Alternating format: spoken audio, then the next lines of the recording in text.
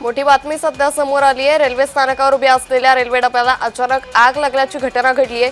हिंगोली येथील रेल्वे स्थानकावर रेल्वेचे 3 डबे रेल्वे ट्रॅक सोडून उभे केलेत। या डब्यातील मधल्या डब्याला अचानक आग लागल्याची धक्कादायक घटना समोर आली आहे। ही आग नेमकी कशामुळे लागली हे अजूनही स्पष्ट झालेलं नाहीये।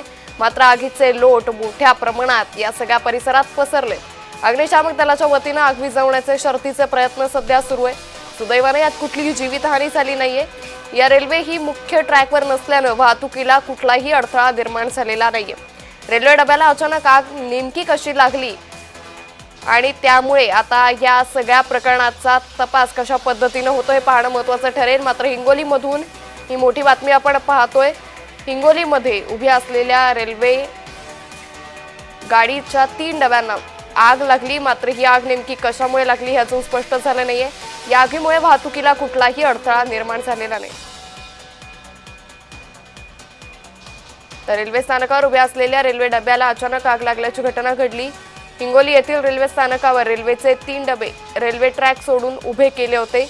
या डब्यातील मधल्या डब्याला अचानक आग लागल्याची घटना घडली।